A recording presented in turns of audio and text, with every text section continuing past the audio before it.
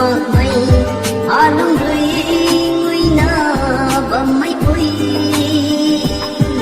tình sang nát sao bầm mây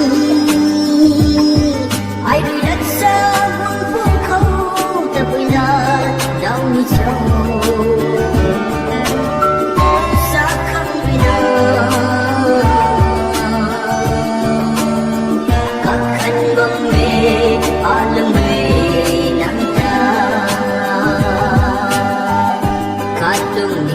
tầng mạc mây à lung nguy na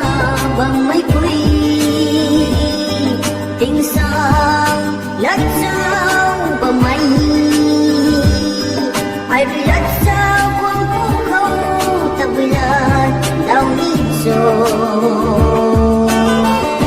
xa không vì nào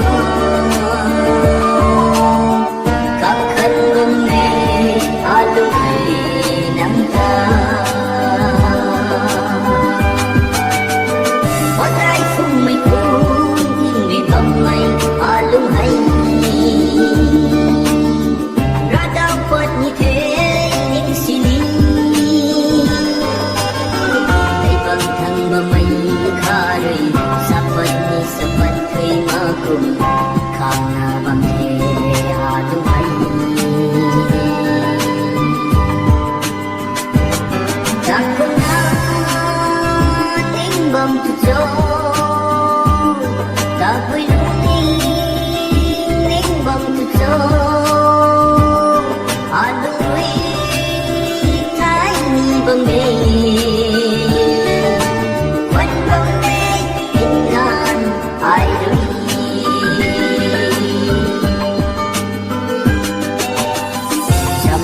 bầm mây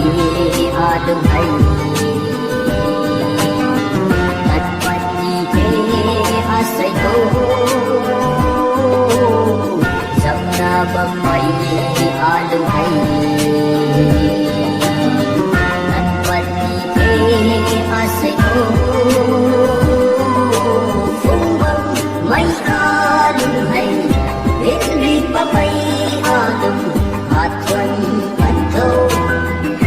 dẫm chân nó khẽ nằm ta sát vật như thế nằm ta và không nó khẽ